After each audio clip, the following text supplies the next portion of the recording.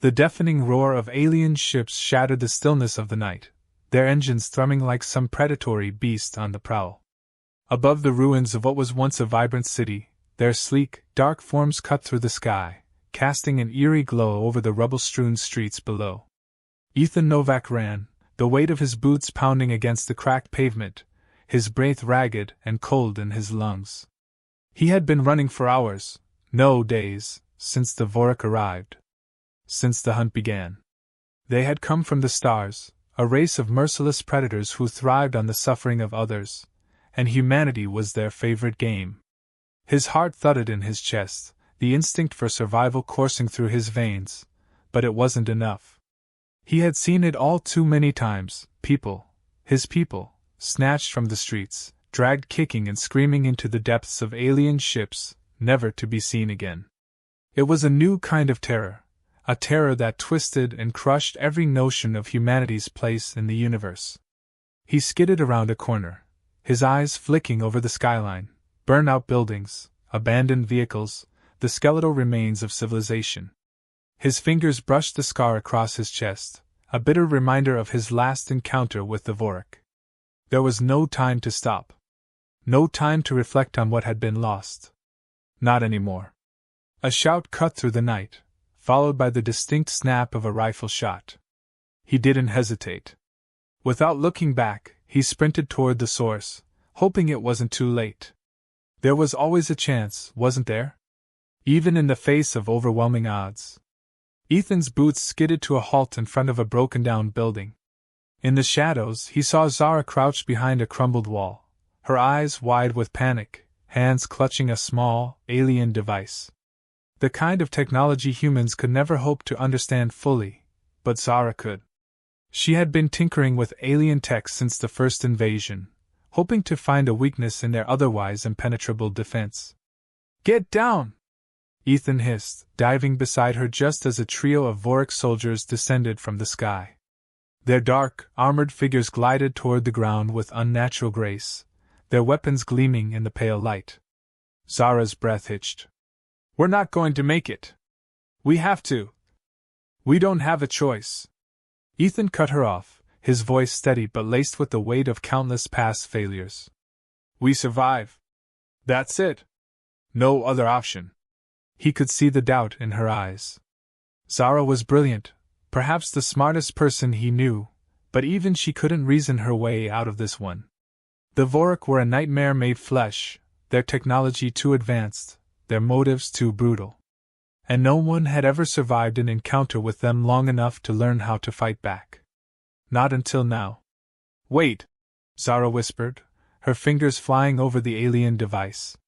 Her voice trembled, but there was determination there too. "I can disable their comms. I can buy us a few minutes. We just need to stay out of their line of sight." Ethan's gaze darted across the area. The Vorik were methodical, like hunting dogs, sweeping the streets in a search pattern. He could see the slight, mechanical tilt of their heads as they scanned the ruins, eyes glowing red under their helmets. If they spotted him now, it would be over.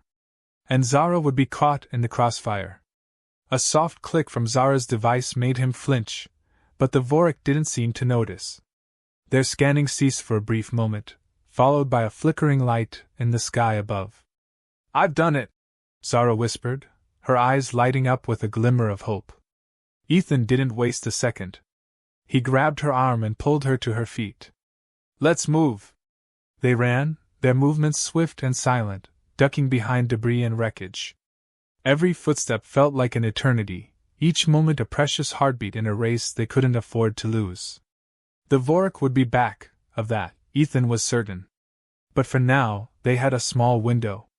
A chance to escape, to regroup, to find whatever hope they could in a world that had none to offer. They rounded a corner and disappeared into the depths of the city's old underground tunnels, where rumors whispered of a resistance movement. A place where survivors could rebuild what the Vorik had shattered. As they descended deeper into the shadowed tunnels, Zara looked up at Ethan. "You don't really think there's a chance, do you?" Ethan paused, taking a moment to catch his breath. He knew the truth. The Vorik were unstoppable. Yet some small part of him, The part that hadn't been crushed under the weight of grief and anger still believed.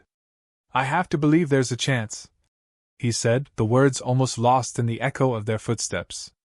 "If not for us, then for them. For everyone left out there." Zara didn't answer, but the quiet determination in her eyes spoke volumes. They would fight. They would survive. And they would find a way to make the Vorik pay. The hunt had only just begun, but Ethan Novak had already made his choice. The tunnels beneath the city were cold and suffocating, the air thick with dust and the distant hum of forgotten machinery. Zara's fingers brushed the glowing interface of the alien device as they moved deeper into the shadows. She could hear her heartbeat, loud and frantic in the stillness, but her mind was already several steps ahead. They were safe for now, but that wouldn't last. The Vorik would find them, and the world above was a hell's cape. "I don't like this," Ethan muttered under his breath, his voice low, guarded. Zara didn't reply at first. She'd spent years evading the Vorik, trying to outsmart them with whatever scraps of tech she could salvage. She wasn't a fighter like Ethan, but she knew how to survive. And right now, survival meant getting them out of the open. The tunnels were the last refuge for humanity in this dying city. "You'll get used to it," she finally said, adjusting the strap of her rifle. "The quiet's worse than the noise." Ethan snorted, but it wasn't a laugh. He was always a few steps away from cracking, the weight of the world bearing down on his shoulders. Losing his family, his city, he'd been hardened by it. Zara knew him well enough to recognize the raw anger in his eyes, even if he hid it behind sarcasm and tough guy bravado. They rounded a corner and entered a large cavern-like room, the glow of their flashlights dancing on the walls. A low voice echoed through the chamber. "So you've made it this far." The voice was steady, cold, but unmistakable, a man who had seen too much and lost even more. Zara's pulse quickened. She knew the voice, but hearing it in person was another thing entirely. A figure emerged from the shadows, a man draped in a tattered cloak that hung loosely around his frame. His face was hidden in the darkness of his hood, but Zara could make out the faint outline of a scar across his cheek, a mark of a life that had been spent fighting wars that humanity had no hope of winning. "The Boogeyman," Ethan muttered, his voice thick with disbelief. "I thought you were just a rumor." The man chuckled, the sound hollow and humorless. "Rumors often have a way of becoming truth when there's no one left to tell the difference." Zara could see the way Ethan tensed at the mention of the name. The Boogeyman was an enigma, a figure in the resistance who had turned the tide of the Vorik's early advances. No one knew who he was, or how he operated. But stories followed him like a shadow, stories of near-impossible feats, and plans that defied every law of warfare. "You're late," the Boogeyman continued, his tone sharper now. "The Vorik's ships are circling above. If you're planning to sit here and wait to die, I'd suggest you rethink that."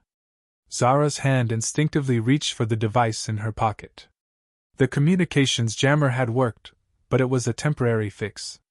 The Vorik would realize soon enough that something was off. They had to move. "I don't trust you," Ethan growled, stepping forward, his eyes narrowing as he sized up the stranger. "You might have saved us, but we don't know a damn thing about you. Then you can stay and find out the hard way," the Boogeyman replied, unmoved by the challenge in Ethan's voice.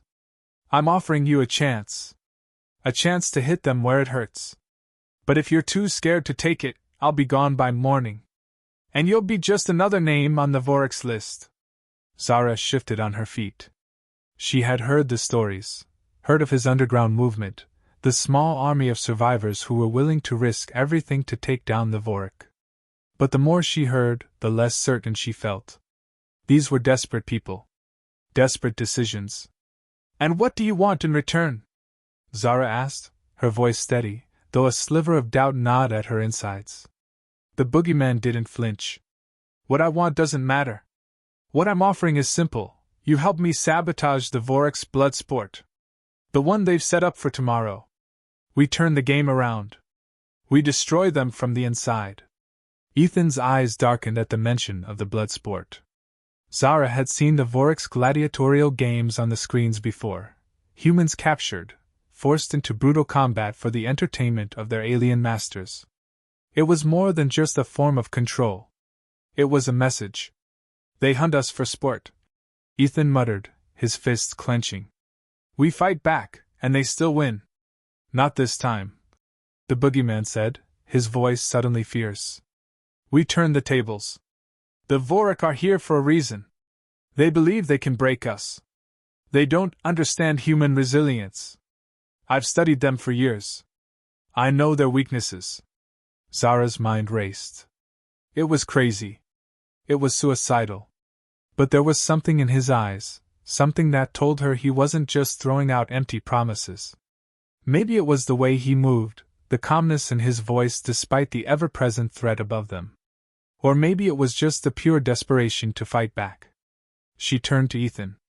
We don't have a choice. Ethan looked back at her, a glimmer of recognition passing between them. This was the chance they needed. Maybe it wasn't a perfect plan, but it was something. It was better than waiting to die. The Boogeyman smiled, a ghost of hope flashing in his eyes. Then welcome to the resistance. As the words hung in the air, Zara couldn't help but wonder if they were already too late. But then again, what did they have left to lose? The chamber was dim, illuminated only by the faint glow of malfunctioning lights, their flicker casting long shadows against the walls. Zara felt the weight of the silence as she crouched behind a reinforced door, the distant hum of the Vorik warships above her like an ominous thundercloud. They were getting closer. Are you sure about this? Ethan's voice was a low growl, his jaw clenched as he wiped the sweat from his brow.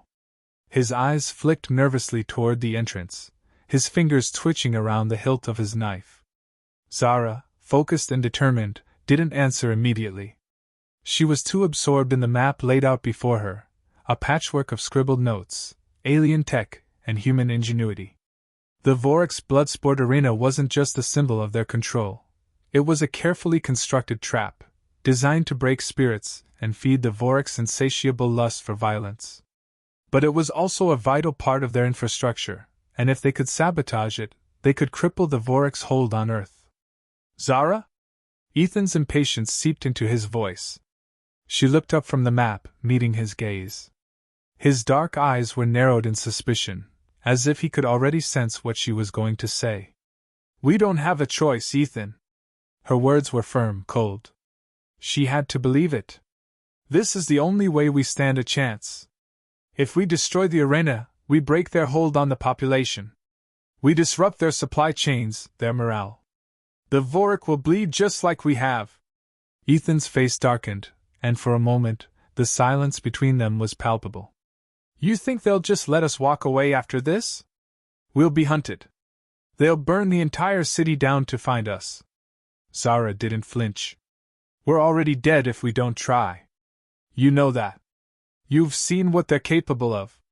Ethan's gaze shifted, focusing on the intricate symbols etched into the walls of the chamber. They were remnants of human history, old military markings, perhaps even ancient warnings. The Vorik didn't care for such things. To them, the past was irrelevant. Only the hunt mattered. Fine, Ethan said, his voice hardening. But you better have a damn good plan. Because if we're going in there, we're not walking out the same way we came.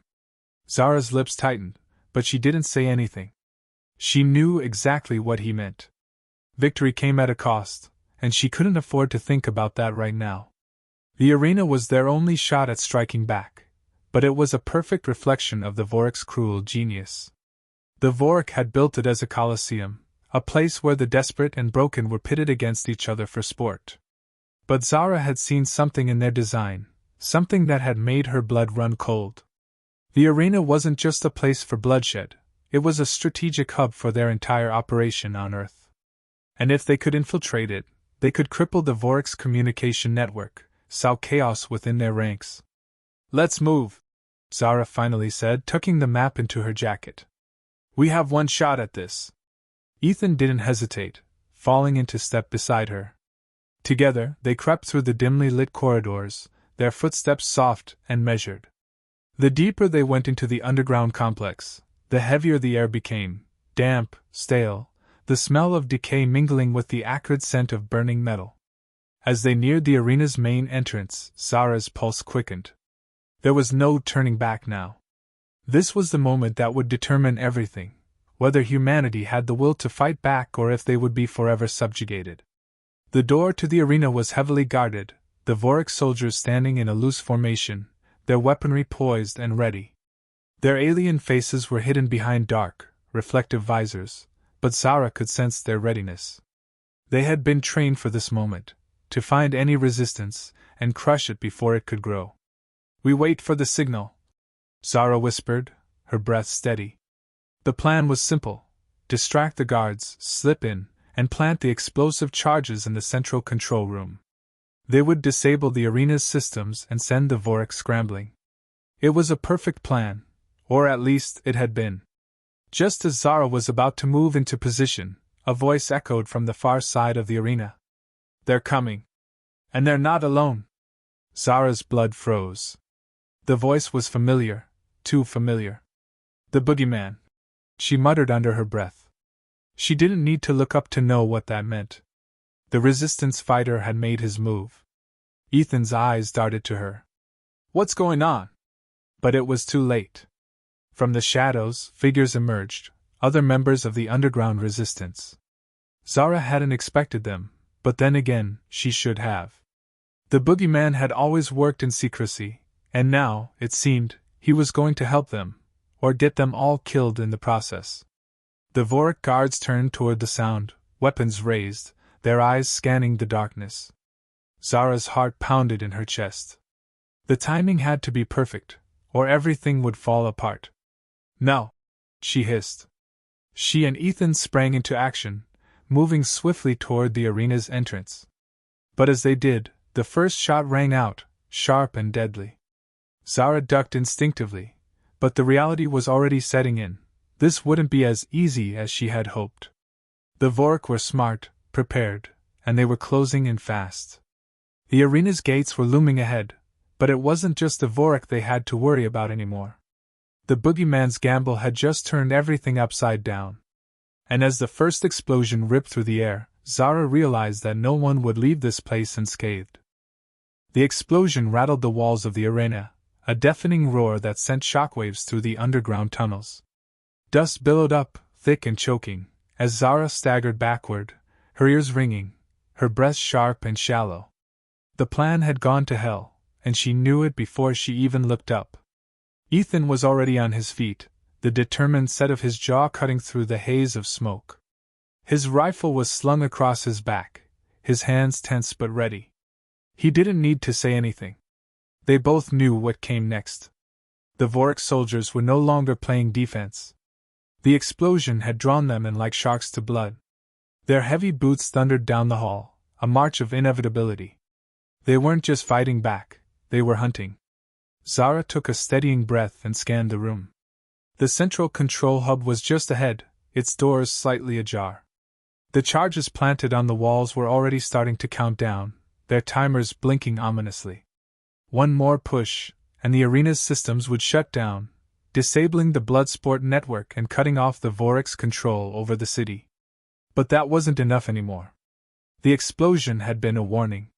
A prelude to something worse. "They're closing in," Ethan muttered, his eyes hard with resolve. "We can't stay here."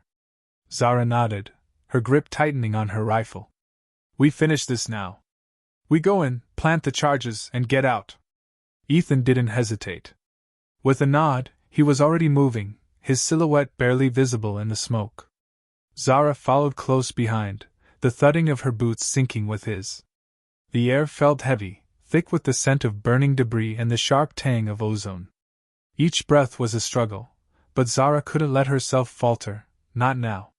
They reached the control hub's door, and Zara motioned for Ethan to stop. There was no time for stealth anymore. The Vorik were too close. She shoved the door open, and the two of them rushed inside, weapons drawn. The control room was a nightmare. Alien tech pulsed in every corner, blinking lights illuminating the sleek, metallic walls. The screens flickered, showing the arenas where humans were still being forced into combat, helpless, desperate, and trapped. Their blood was being spilled for the Vorek's sick amusement. Zara's stomach twisted, but there was no time to focus on that. She turned her attention to the control panel at the far end of the room, its interface flashing with unreadable symbols. "Do you have it?" Ethan's voice was low, his eyes scanning the door as if expecting the Vorek to burst through at any second. Zara reached into her jacket and pulled out the alien device she had stolen earlier. It was their key to shutting down the entire system. If she could just override the command center's primary functions. A sudden burst of gunfire splintered the wall next to her, sending a jagged line of sparks scattering across the floor. The Vorek were here. Ethan leaped into action, his rifle erupting in a flurry of shots. Zara ducked behind a console, her hands shaking as she worked quickly to connect the device to the control panel. She could feel her heart pounding in her throat, but she forced herself to focus.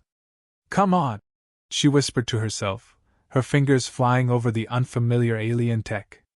Ethan's shots were getting louder, more frantic. He wasn't going to last long in the open. They needed to end this now. "Zara! Hurry up!" His voice cracked through the gunfire, and Zara felt the hairs on the back of her neck stand up. The Vorek were closing in. The device beeped once, twice, and then, finally, a flashing green light. Zara's breath caught in her throat. It was working. The entire control hub seemed to tremble as the system faltered, the screens flickering as the Vorek's control over the arena began to break down. The Bloodsport games paused, and the screens switched from the gruesome scenes to static. But it wasn't enough. Not yet. "Get out now!" Zara shouted, slamming her palm against the console as the door to the control room exploded inward. 2 Vorek soldiers stormed in, their eyes glowing with malevolent hunger. Ethan moved like lightning, charging forward with the kind of fury Zara had seen only in those who had nothing left to lose.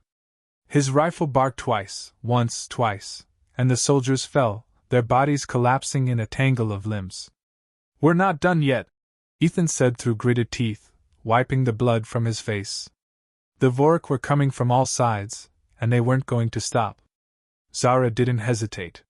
She grabbed the detonator from her belt, her finger pressing down on the trigger. The arena's explosion was imminent. 5 seconds, she muttered, as she turned and ran for the exit, her heart hammering in her chest. The world outside was chaos. The Vorek's ships were hovering above the arena, their red lights cutting through the smoke and the murk of battle. But the detonator in Zara's hand had already been activated, and she felt a rush of satisfaction. They had won. Or so she thought. The explosion hit, and the ground shook beneath her feet. The arena was gone, swallowed by the force of the blast, its massive walls crumbling in on themselves.